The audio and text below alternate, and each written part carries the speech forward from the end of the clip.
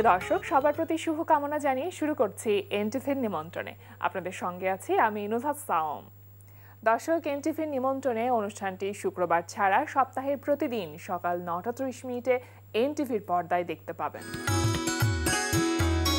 আমাদের আয়োজনে আজ থাকছে সংস্কৃতি, স্মরণ, এনটিভি অনুষ্ঠান সূচি ও আলাপন। প্রথমেই সংস্কৃতি। স্থপতি মাসরুর মামুন মিথুনের গবেষণা ও কিউরেশনে লালমাটিয়ার কলাকেন্দ্রে অনুষ্ঠিত হচ্ছে চিত্রশিল্পী ওয়াকিলুর রহমান, স্থপতি মাসরুর মামুন মিথুন, সৈয়দ সাইফ আলীর যৌথ প্রদর্শনী ফাঁদ। প্রদর্শনী চলবে 18 অক্টোবর পর্যন্ত। উত্তরার গ্যালারি কায়ায় অনুষ্ঠিত হচ্ছে ত্রিবেদী গুপুর একক চিত্রকলা প্রদর্শনী ত্রিবেদী অন দ্য হরাইজন।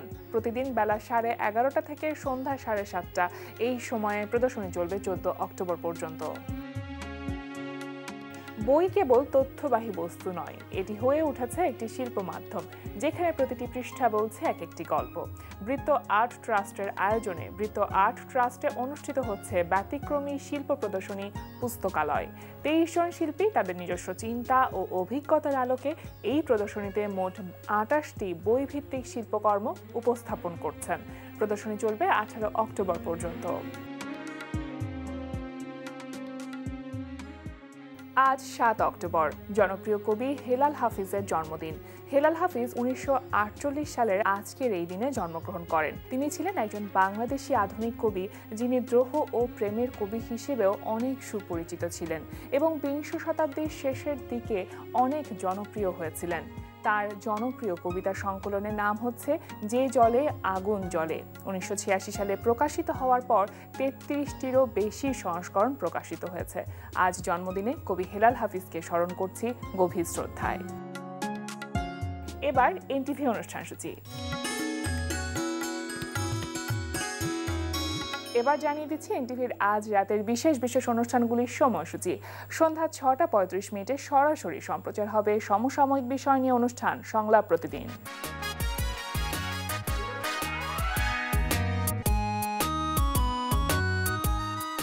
রাত 8:20 থাকছে মাবরুর রশিদ বান্নার পরিচালনায় ধারাবাহিক নাটক ছাত্রাবাস। মালতী খালা কে? একজন শ্রদ্ধেয় মহিলা, যাকে আমরা সম্মান করি। তার সম্মান নিয়ে ছিনিমিনি খেলছে, এটা তো হতে পারে না স্যার। আজকে বিল্লু করছে, কালকে আরেকজন করবে। এটা যদি বন্ধ না করা হয় স্যার, পুরো হোস্টেলটা বিশৃঙ্খলা সৃষ্টি তৈরি হয়ে যাবে স্যার। আজকেই হবে, কালকে সেই হবে, এটা তো আমরা মাইনে নিতে পারবো না। আপনি বিল্লুরে যেমনি পারেন এন থেকে বহিষ্কার করেন, আদারওয়াইজ ঘটনা কিন্তু ঘটে যাবে, আন্দোলন হবে। নারীদেরকে খুব সম্মান করস, তাই না? অবশ্যই, রে নতুন কি এটা তো আমি জানি রে নাসির, নারীকে কত সম্মান করস।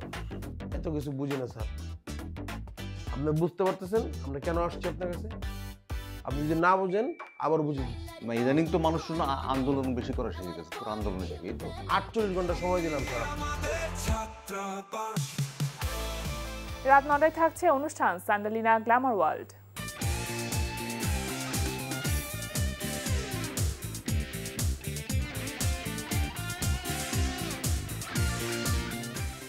রাত 9:30 থাকছে শামস করিমের পরিচালনায় ধারাবাহিক নাটক 7 কিলো 1 গ্রাম।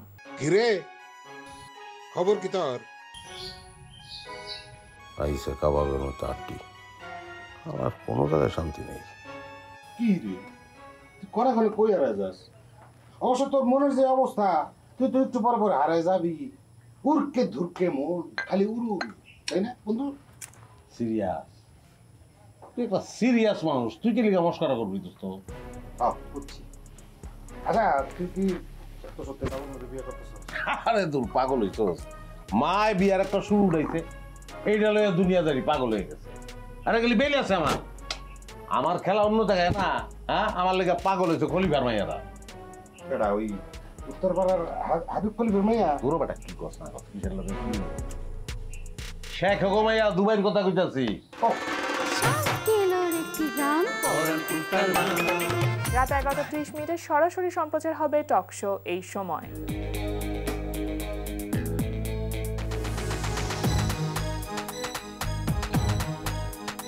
এই ছিল এনটিভির আজ রাতের বিশেষ বিশেষ অনুষ্ঠানগুলির সময়সূচি। এবার আলাপন। আজ 7 অক্টোবর আমাদের সকলের প্রিয় কবি, প্রেম ও দ্রোহের কবি হেলাল হাফিজের জন্মদিন। প্রিয় দর্শক, তাঁকে নিয়ে কথা বলতে আজকে স্টুডিওতে আছেন আবৃত্তি শিল্পী রশিদ কামাল।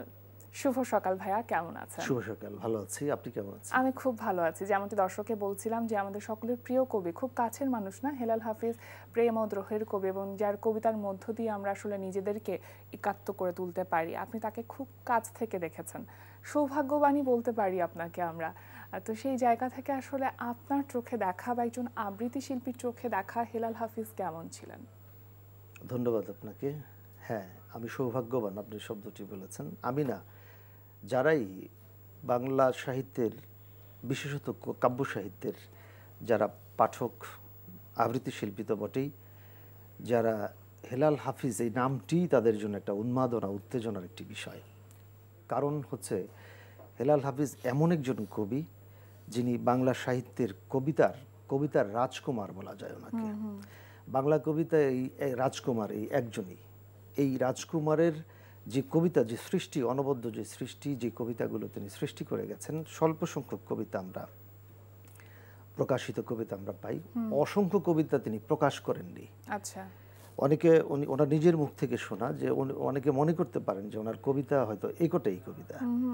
ওনার অসংখ্য অজস্র কবিতা ছিল, যে কবিতাগুলো উনি মনে করেছেন যে এই কবিতাগুলো প্রকাশযোগ্য না, উনি নিজের সেন্সরে নিজেই বাতিল করেছেন। আচ্ছা, দীর্ঘ 69-এর যে সারা জাগানো যে কবিতাটি দিয়ে হেলাল হাফিজ সারা জাগান কাব্য কবি হেলাল হাফিজ কবি হয়ে হেলাল উঠেছেন। হাফিজ হ্যাঁ, ওঠেন, সেই যে নিষিদ্ধ সম্পাদকীয় যে কবিতাটি, এই কবিতার শিরোনাম কেন নিষিদ্ধ সম্পাদকীয়, এটিও একজন সম্পাদক নিষিদ্ধ করতে চেয়েছিল এই কবিতাটি। আচ্ছা, সেই সময়কার একটা জাতীয় দৈনিকের যিনি সম্পাদক, আহমদ সোফার মতো একজন গুণী মানুষ তখন এই কবিতাটি নিয়ে যায়।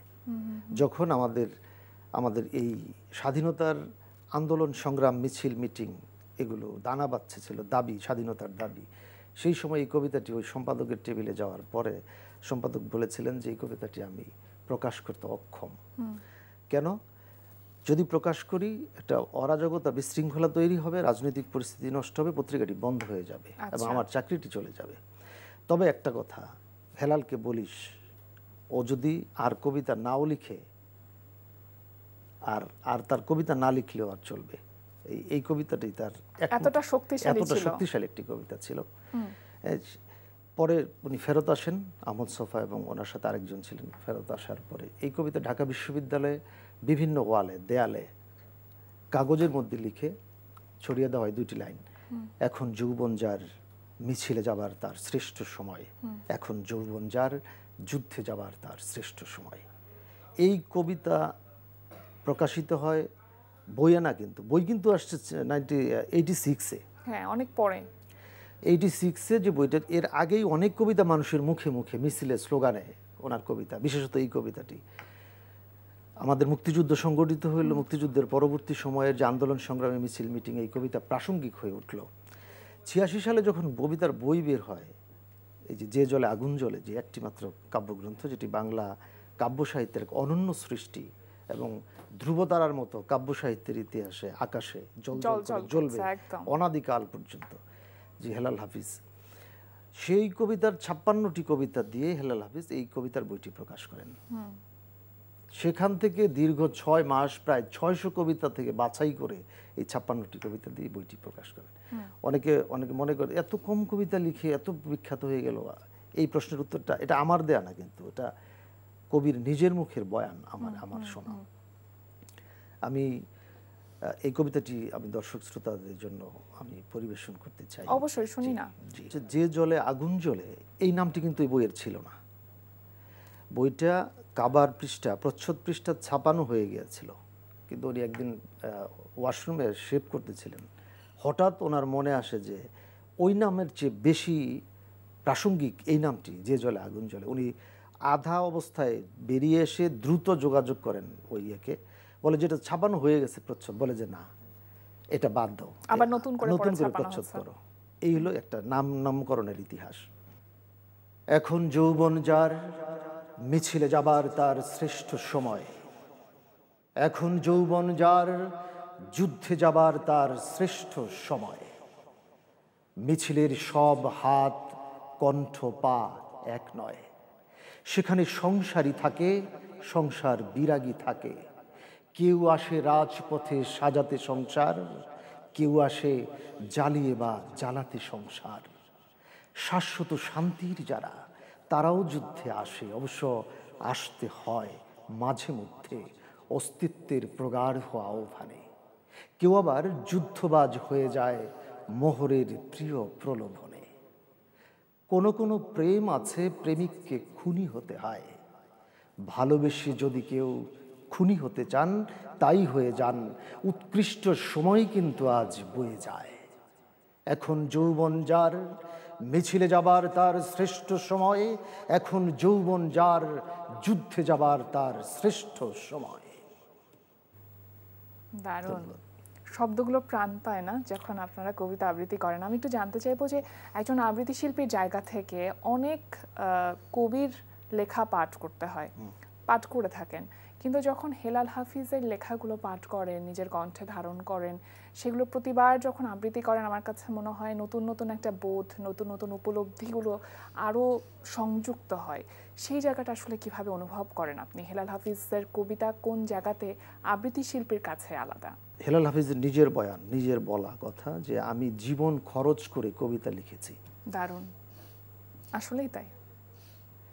যেমন আমি কবিতা লিখি বা আমার বন্ধু বান্ধব অনেকেই কবিতা লিখে, উনি কি বললেন যে আমি আমার জীবন যৌবন, আমার জীবনের সর্বোচ্চ খরচ করে আমি কবিতা লিখেছি। আপনার প্রশ্নের এটা বড় উত্তর। আরো গভীরভাবে ঘনিষ্ঠভাবে যদি দেই, তাহলে একটা অপরিচিত মানুষ যে কোনোদিন কবিতা শুনে নাই, সে কবিতা শুনলো, তার কানে পৌঁছলো গিয়ে এই যে লাইন হেলাল হাফিজের এইটা বা অন্য যে কোনো কবিতার লাইন তার কানে পৌঁছলো, সে কিন্তু শিহরিত হয়ে ওঠে। হ্যাঁ, আর এত সহজ করে, যেমন রবীন্দ্রনাথ বললেন যে সহজ করে কইতে আমায় কহজে, সহজ করে যায় না বলা সহজে। কিন্তু সেই কঠিন কাজটি কিন্তু হেলাল হাফিজ খুব সহজ করে করে গেছেন। আপনি যেমন উনি আরেকটা কথা বলতেন যে তুই মানে লিখবি, কিন্তু তোর লেখার আগে তোর পড়তে হবে অনেক অনেক বেশি, অনেক অনেক বেশি পড়বি, লিখবি অনেক অনেক কম, আর প্রকাশিত হবে আরো কম, যেটা আমার জীবনে আমি করেছি। এটা হেলাল হাফিজের নিজের মুখের কথা। তো আপনি দেখেন, এত কষ্টে সৃষ্টি, সাধনায়, সংগ্রামে, ধ্যানে, অধ্যবসায়ে যে কবিতা লিখছে, সেই কবিতা সাধারণ মানুষের শ্রবণে বা কণ্ঠে বা হৃদয়ে জায়গা করে নিবে সহসা, এটা স্বাভাবিক না। আপনি যে রান্নাটা খুব মনোযোগ দিয়ে, খুব শ্রম ঘাম দিয়ে, খুব করে সেটা অবশ্যই সবার কাছেই টেস্টি হবে এবং প্রশংসিত হবে। ব্যাপারটা অনেকটা এরকমই মনে করি। আমার কাছে মনে হয় ব্যক্তিগতভাবে যে হেলাল হাফিজের জীবনটাই আসলে একটা কবিতা ছিল। উনি জীবনটা কাটিয়েছেনই কবিতার মতন করে। তার ব্যক্তিগত জীবন নিয়ে আসলে অনেক রকম আলোচনা বা সমালোচনা আছে, যেহেতু আপনি তাকে খুব কাছ থেকে দেখেছেন, সেই জায়গা থেকে আপনার অবজারভেশন। একজন কবির, আপনার এই প্রশ্নের উত্তরে আমি বলি, একজন কবি, আমি এই মুহূর্তে নামটা মনে আসছে, কবিতার জন্য আমি অমরত্বকে তাচ্ছিল্য করেছি, এটা ওনার ঘোষণা। আর হেলাল হাফিজ নিজে প্রমাণ করে গেছে যে জীবন যৌবন, সুখ স্বাচ্ছন্দ্য সব তাচ্ছিল্য করে উনি শুধু কবিতার জন্য এই জীবনটা দিয়েছেন। আপনি যেটা বলেছেন যে কবিতা আর হেলাল হাফিজ একই মুদ্রার এপিটোপিট, যথার্থ বলেছেন, ধন্যবাদ। আরেকটি কবিতা শুনবো আমরা। কবিতা তো অনেক কবিতা পড়তে ইচ্ছে করতেছে, কোনটা রেখে কোনটা পড়ি। এই কবিতাটার নাম হচ্ছে আপনার প্রতিমা। প্রেমের প্রতিমা তুমি, প্রণয়ের তীর্থ আমার, বেদনার করুণ কৈশোর থেকে তোমাকে সাজাবো বলে ভেঙেছি নিজেকে, কি যে তুমুল উল্লাসে অবিরাম, তুমি তার কিছু কি দেখেছ? একদিন এই পথে নির্লোভ ভ্রমণে মৌলিক নির্মাণ চেয়ে কি ব্যাকুল স্থপতি ছিলাম, কেন কালিমা না ছুঁয়ে শুধু তোমাকে ছোলাম, ওসবের কতটা জেনেছ? শুনেছি সুখেই বেশ আছো, কিছু ভাঙচুর আর তোলপাড় নিয়ে আজ আমিও সচ্ছল, অনেক কষ্টের দামে জীবন গিয়েছে জেনে, মূলতই ভালোবাসা মিলনে মলিন হয়, বিরহে উজ্জ্বল। এ আমার খেলা বলো, মোহ বলো, অবৈধ মুদ্রার মতন অচল আকাঙ্ক্ষা কিংবা যা খুশি তা বলো, সে আমার সোনালী গৌরব। নারী, সে আমার অনুপম প্রেম। তুমি জানো, পাড়া প্রতিবেশী জানে, পাইনি তোমাকে, অথচ রয়েছ তুমি এই কবি সন্ন্যাসীর ভোগে আর ত্যাগে। বাহ, আপনি কখনো হেলাল হাফিজের কবিতা তার সামনে বসে পাঠ করেছেন এমন হয়েছে? প্রেস ক্লাবে বিভিন্ন সময়ে আমি উনি ডাকতেন কিংবা আমি আমি আমি ফোন করে অ্যাপয়েন্টমেন্ট নিয়ে যাইতাম। আর অসংখ্য মানুষ আমাকে ধরতো যাওয়া একটু দেখা করাই দেওয়ার জন্য আমার আচ্ছা। সাথে। বিশেষ করে যেহেতু আমি আবৃত্তি অঙ্গনে ঢাকা বিশ্ববিদ্যালয় ক্যাম্পাসে, আর বিশেষ করে আবৃত্তি অঙ্গনের অনেকের সাথে জানতো যে আমার সাথে হেলাল ভাইয়ের একটা স্নেহের সম্পর্ক আছে, কিন্তু উনি রাজি হইতেন না। কারোর আমাকে সাথে দেখা মাঝে- করতে চাইতেন না? খুব কম, আচ্ছা। ধরেন 50টা রিকোয়েস্ট আসছে আমার কাছে, হয়তো 5 জন দেখা করতে হ্যাঁ, পারছে। হ্যাঁ। ইভেন ঢাকার বাইরে থেকে অনেকে আসতো যে আপনি একটু আমাদেরকে একটু দেখা করাই দেন প্রেস ক্লাবে, কিন্তু উনি করতো না। ইভেন আমি আবৃত্তি আড্ডা নামে শিল্পকলা একটা অনুষ্ঠান করতাম ওনাকে কেন্দ্র করে, আচ্ছা, কিন্তু উনি আসতেন না? আসতেন না বা আসতে চাইতেন না, বা আসতে মানে যে কোনো কারণেই হোক। এটা শুধু আমার ক্ষেত্রে না, উনি ওই যে একাকিত্ব জীবনটাকে উনি উদযাপন করতেন। ওনার স্বাদ ছিল অনেক বেশি, মানে নিরিবিলি থাকা, নিজের মধ্যে ডুবে থাকা, সবসময় একটু আড়ালে থাকা, আবডালে থাকা, এটা ছিল ওনার। একদিন আমি ওরকম প্রেস ক্লাবের আড্ডায় আমাকে চা নাস্তা ভিআইপি ক্যান্টিনে যে উনি বসতেন, আমাকে ভিতরে নিয়ে যেতেন, বসতাম, কথা বলতে বলতে যে আমার তো কথা নাই, ওনার সামনে গেলে কি কথা বলবো আমি। তো একটা কথা বলতাম যে ভাই আমার খুব ইচ্ছে, বলে কি? আমি বলতাম যে শিল্পকলায় তো অনুষ্ঠান করি, কিন্তু একটা অনুষ্ঠান করার খুব ইচ্ছে আমার। বলে কীরকম? আমি বললাম যে শিল্পকলার বড় হলের মঞ্চে একটা রাজসিংহাসনে কবিতার রাজপুত্র বসে আছেন হেলাল হাফিজ, আর আমি আপনার একটা একটা কবিতা পড়তেছি, আবৃত্তি করতেছি, আর আপনি শুনতেছেন, আর শুনে শুনে আপনার মধ্যে আপনি বলতেছেন যে এই কবিতাটা আমি এইভাবেই বক্তব্যটা বলতে চাইছিলাম, এই শব্দটা এইভাবেই উচ্চারণ করতে চাইছিলাম, হ্যাঁ। তুই পারছিস, এটা আমি কবে পারবো? হ্যাঁ। তখন উনি বলছিলেন, অনেকক্ষণ ধীর স্থির থেকে বলছিলেন যে পারবি। হয়েছিল তারপর সেটা? এটা আমার একটা জীবনের একটা মানে আক্ষেপ। আক্ষেপ থেকে গেল। আর উনি তো মানে দেখাই করতে চাইতেন না। হেলাল হাফিজ মারা অসুস্থতার যাবার কথা পর বললাম। এবারই প্রথম তার জন্মদিন। প্রথম জন্মদিন, তাকে জন্মদিনের নিয়ে- তো কিছুদিন পরেই ইনি মারা গেলেন, 13ই ডিসেম্বর বিকেলবেলা যে সুপার হোস্টেলে মারা গেলেন, প্রথম জন্মদিন। কখনো কবি আপনার কাছে তার কোনো মনের দুঃখের কথা, কোনো আক্ষেপের কথা, কষ্টের কথা বলেছিলেন কি? না না না, উনি মানে কষ্টের আরেক নাম, যে কবিতার একটা লাইন আছে, দুঃখের আরেক নাম হেলাল হাফিজ। দুঃখকে তিনি হজম করে খেয়ে হজম করে ফেলতেন। উনি কেন আপনার কাছে দুঃখের কথা কেন? দুঃখ নিয়ে উনি কবিতাও লিখছেন, অনেক কবিতা, যেমন এই কবিতাটার শিরোনামই হচ্ছে দুঃখের আরেক নাম। দুঃখের আরেক নাম হেলাল হাফিজ, লাস্ট লাইন। কবিতাটা শোনাই আপনাকে, শুনি। কবিতাটার শিরোনাম হচ্ছে, বললাম, দুঃখের আরেক নাম। আমাকে স্পর্শ করো, নিবিড় স্পর্শ করো নারী, অলৌকিক কিছু নয়, নিতান্তই মানবিক জাদুর মালিক তুমি। তোমার স্পর্শেই শুধু আমার উদ্ধার। আমাকে উদ্ধার করো পাপ থেকে, পঙ্কিলতা থেকে, নিশ্চিত পতন থেকে। নারী, তুমি আমার ভেতরে হও প্রবাহিত দুর্বিনীত নদীর মতন, মিলে মিশে একাকার হয়ে এসো বাঁচি। নিদারুণ দুঃসময়ে বড় বেশি অসহায় একা পড়ে আছি। তুমুল ফাল্গুন যায়, ডাকে না কোকিল কোনো ডালে, আকস্মিক দু একটা কুহু কুহু আর্তনাদ পৃথিবীকে উপহাস করে। একদিন কোকিলেরও সুসময় ছিল, আজ তারা আমার মতোই বেশ দুঃসময়ে আছে। পাখিদের নীলাকাশ বিষাক্ত হয়ে গেছে সভ্যতার অশ্লীল বাতাসে।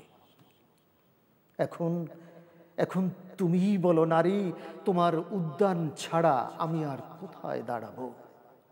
আমাকে দাঁড়াতে দাও বিশুদ্ধ পরিপূর্ণতায়, ব্যাকুল শুশ্রূষা দিয়ে আমাকে উদ্ধার করো। নারী, নারী তুমি শৈল্পিক তাবিজ। এতদিন নারী ও রমণীহীন ছিলাম বলেই ছিল দুঃখের আরেক নাম হেলাল হাফিজ। কি সুন্দর করে বললেন কথাগুলো।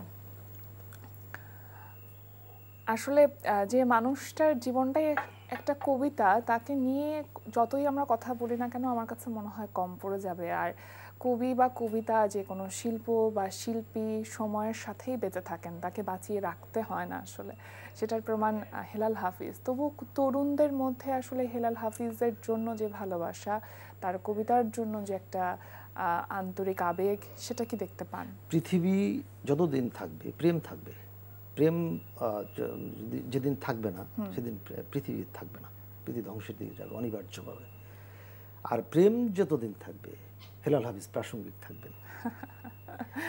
আপনি বলেন তরুণ না, শুধু সব কালের তরুণদের জন্য প্রাসঙ্গিক। সেটাই বললাম, হ্যাঁ, শিল্প এবং শিল্পীকে আসলে বাঁচিয়ে রাখতে হয় না, তারা বেঁচে থাকেন এমন ভাবে। সেই অমর সৃষ্টি করে গেছেন। হ্যাঁ, সেটাই, সেই সৃষ্টিশীলতা দিয়েই তিনি সব সময় তার যে জায়গা সেটা ধরে রাখবেন।